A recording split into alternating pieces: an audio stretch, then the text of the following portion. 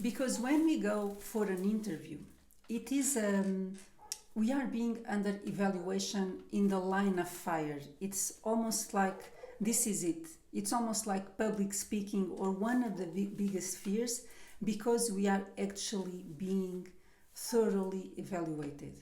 Our knowledge, our capabilities, our technical competencies, everything, our personality, how we stand, our context, everything is under evaluation. So it's one of the biggest fears of people is to be thoroughly evaluated with a red pen that will put a mark, a positive mark or a negative mark. And we are so afraid of having a negative mark that we condition all of our behavior into meeting the expectations of the other person. And this is one of the biggest mistakes you can make in an interview, is to try and meet the expectations of the interviewer. The only person you need to meet expectations is yourself, especially when you are in an interview, especially when you are in any type of evaluation. You are going to have a big conversation, an important conversation with your boss, even at a personal level. Your behavior can never be conditioned by fear. Because if your behavior is conditioned by fear, you will not be yourself. And if you are not yourself, you will not show who you are, and your potential will be hiding. So I want to take you through a step by step for you to feel confident about an interview. And this is comprised of two parts. The first one is to integrate and face and transcend the fear that you have when you are under evaluation. And the second is to connect with your true potential and the vision of what you want, so you can then understand whom do you need to become to conquer this vision. So, first step, what is the fear associated with this? So, if you take an interview or another big meeting or a public presentation or whatever, the moment you imagine yourself there, so this is for sure something you want. You are looking for a job, you want to have the job, but of course there's the interview step, which materially we see as a burden, but spiritually it shows us what is the obstacle, what is the fear that we must transcend in order to achieve our vision and what we want for our lives. So the moment you imagine the interview and you imagine being in front of someone who is going to be evaluating you with a red pen, immediately there's a wave of fear, right? Just thinking about that, it's a discomfort. Here I go and I have to do this and I have to do that, and you will have some sort of fear. And that fear, you will feel it in your body. It will be something in your stomach or here on your throat. It will have a pressure, or it's like an emptiness. Whatever it is, identify it. Because that's very important, to identify this emotion of fear, because that's what you run away from. That's when you understand your conditioned behavior.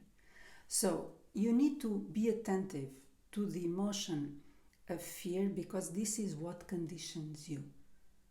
If you imagine yourself in the interview, and when this emotion arises, that's when you start changing from whom you truly are. It's because when this fear comes, imagine that the person questions you. You give an answer, but they're not very convinced, so they say, but what do you mean with this? And immediately you will freeze and you will back away. So you have to understand what is the exact behavior in the interview of the other person. Is it evaluating you?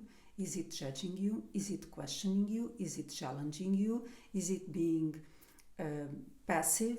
What is it? What is the behavior that triggers you in a way that you back down, that you condition yourself to make sure that something doesn't happen? It's very important to understand this, because when you imagine the interview and you feel this fear, This is the moment where you retract out of fear. But you must do the exact opposite out of love. You must do the exact opposite to fully show who you are in yourself.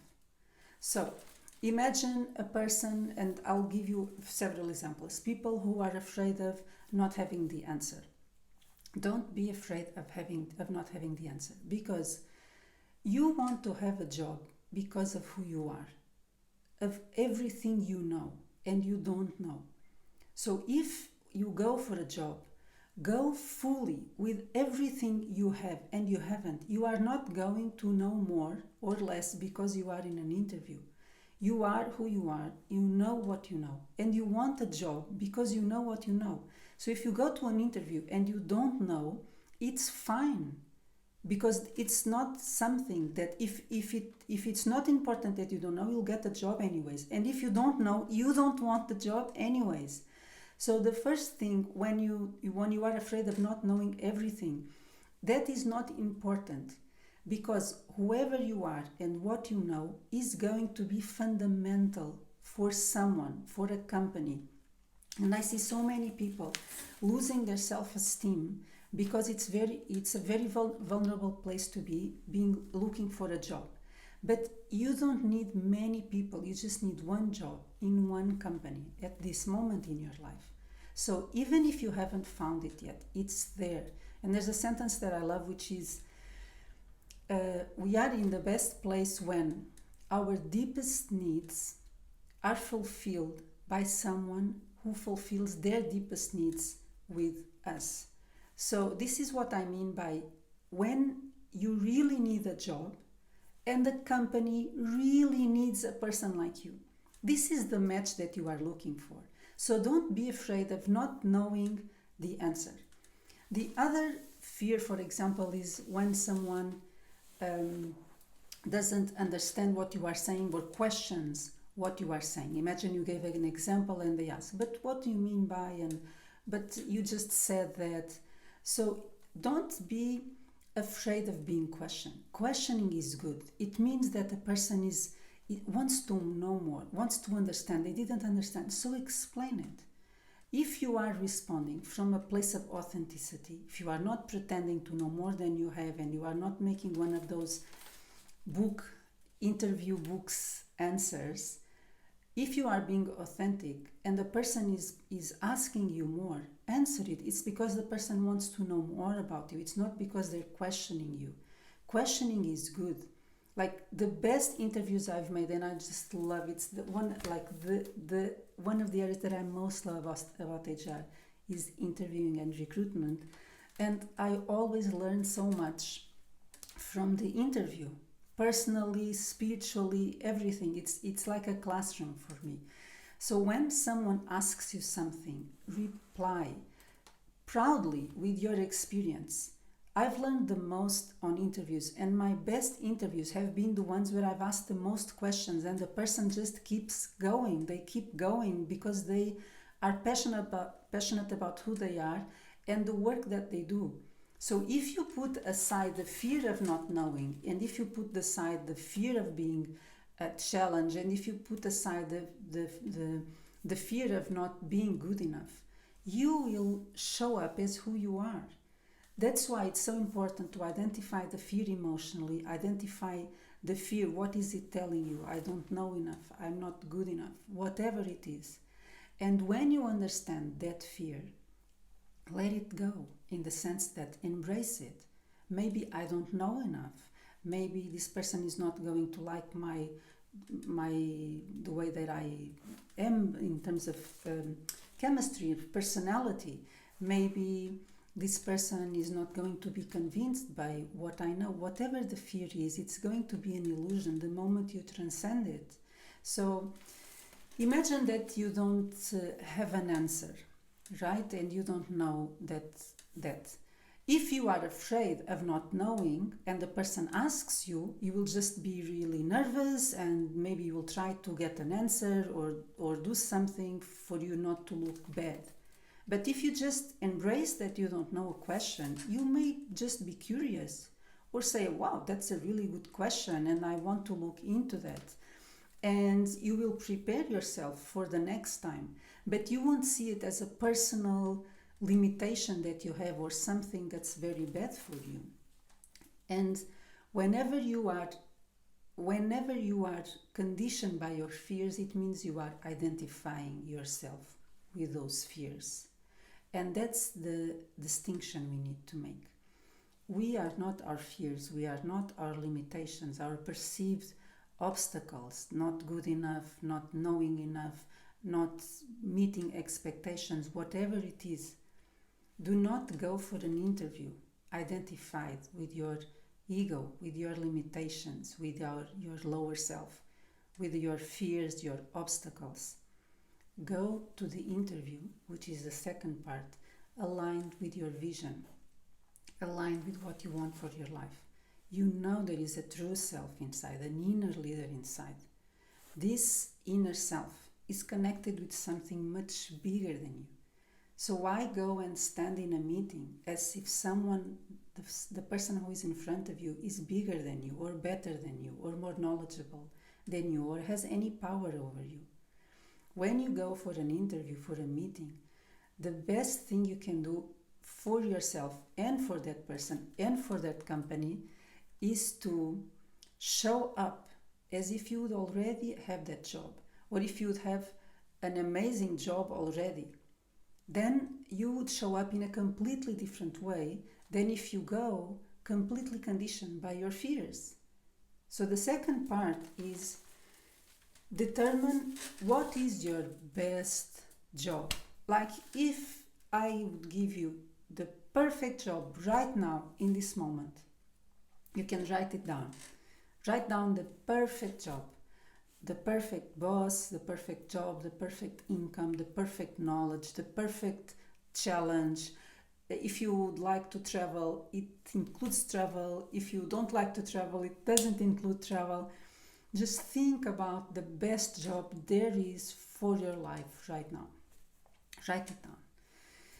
And then feel, how would I feel?